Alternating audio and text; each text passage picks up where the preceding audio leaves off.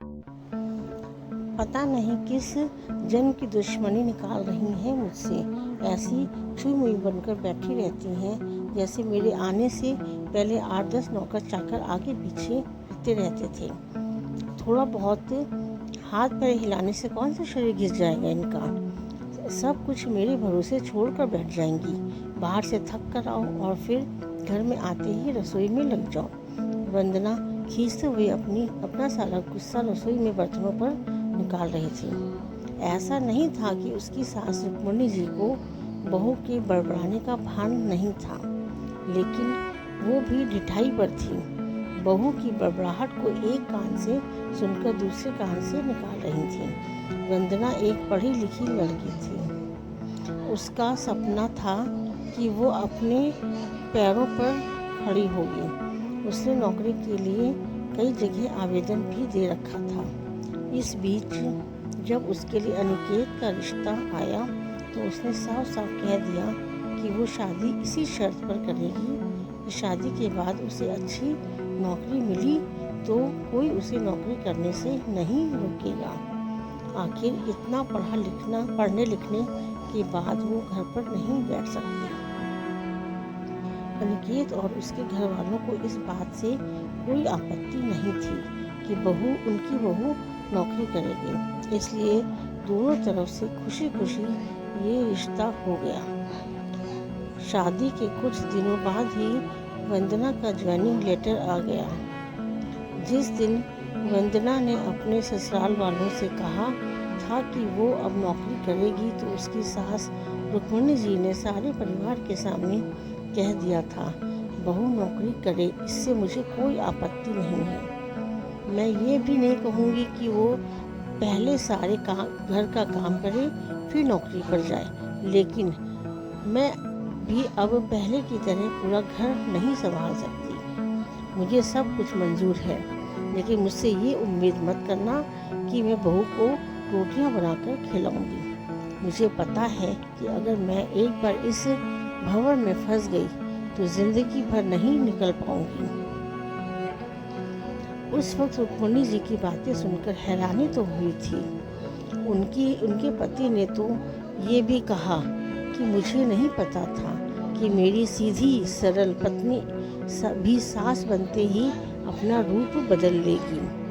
लेकिन इन सब बातों का रुक्मणी जी पर कोई असर नहीं हुआ।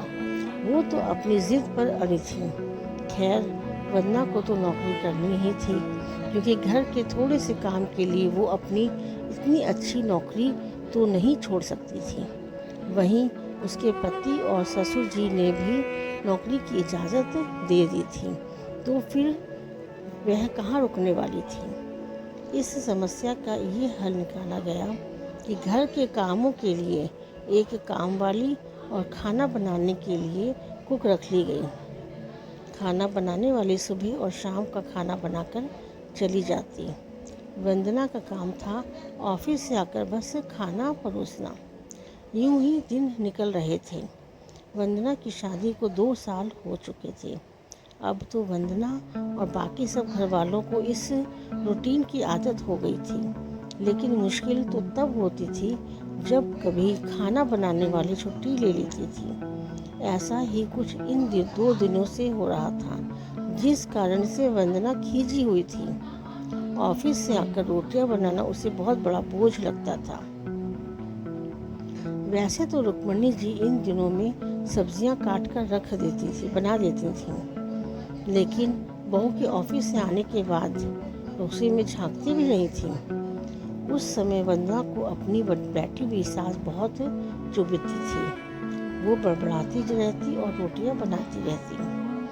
बाद में अपनी माँ से फ़ोन पर भर कर शिकायत करती, जिसके बाद उसे थोड़ा सा सुकून मिलता था। कुछ दिनों बाद वंदना के भाई की शादी भी तय हो गई। वंदना की होने वाली भाभी भी नौकरी पेशा थी। वंदना की माँ ने सगाई के वक्त ही खुश होते हुए गर्व से कह दिया, भाई मैं तो और सासों की तरह नहीं हूँ जो बहू के आने पर हाथ धर कर बैठ जाऊँ। जब अभी तक पूरा घर संभाल रही थी तो अब क्यों नहीं। मेरी बहू को मेरी तरफ से पूरी छूट रहेगी। जब एक माँ अपने बच्चों को रोटियां बनाकर खिला सकती है तो बहू को क्यों नहीं खिला सकती। बहू, तुम निश्चिंत होकर नौकरी करना, रसोई मैं संभाल लूँगी। वंदना की माँ के उच्च विचार सुनकर उसकी होने वाली भाभी का पूरा परिवार और खुद वंदना भी गदगद हो गई। वाह माँ, आप कितने बड़े दिल की हैं। काश मेरी सास भी आपकी तरह होती, लेकिन मेरी किस्मत में ये सुख कहाँ। मेरी सास को तो बस हुक्म चलाना आता है। मुझे गर्व है कि मेरी माँ इतने खुले विचारों की है। अपनी चिड़चिड़ाहट निकालते हुए वंदना बोली।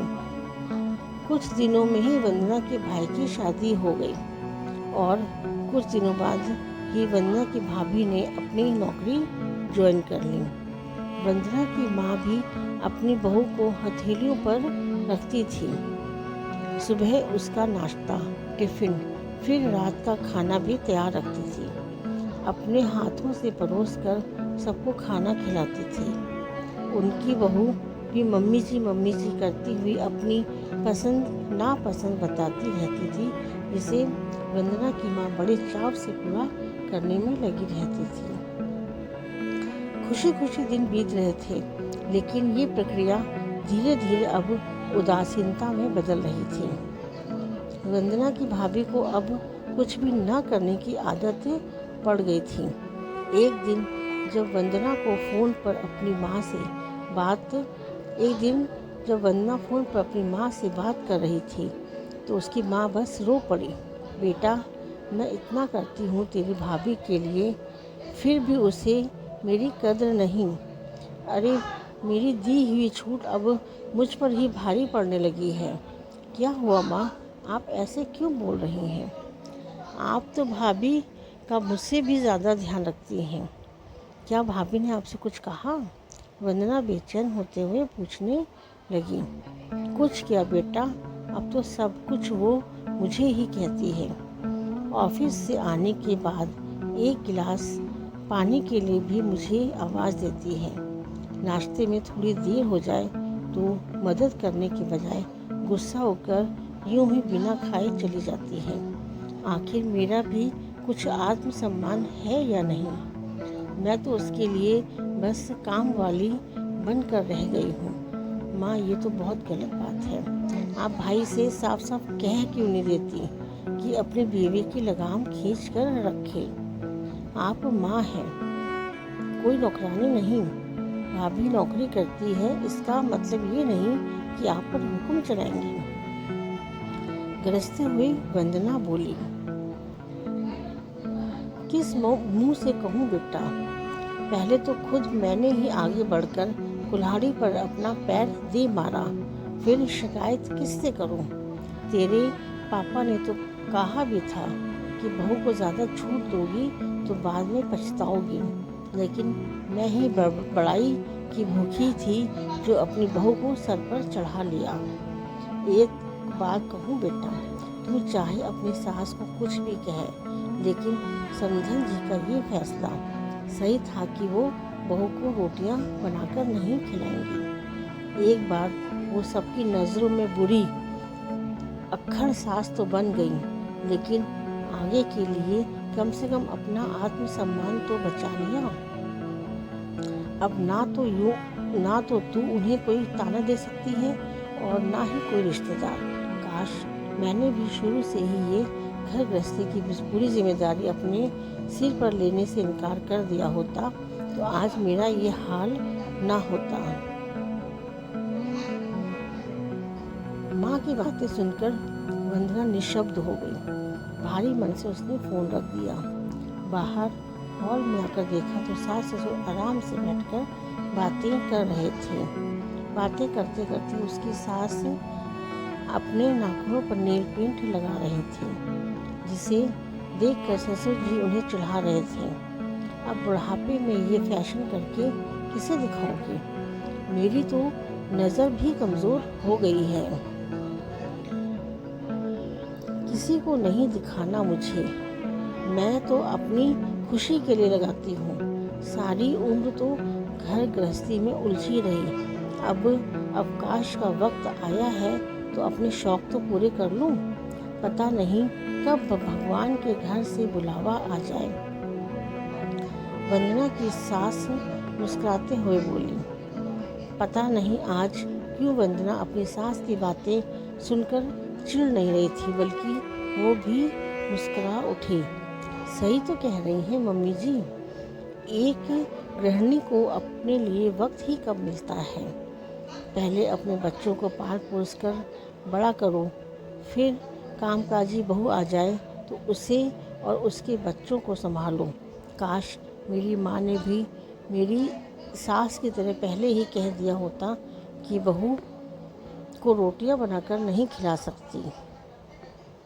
तो दोस्तों, कैसे लगी ये कहानी?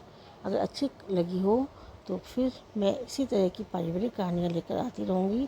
और पसंद आई हो स्टोरी तो प्लीज़ लाइक और सब्सक्राइब ज़रूर कर दीजिएगा। धन्यवाद। और शेयर करना ना भूलिएगा। तो प्लीज़ लाइक एंड सब्सक्राइब।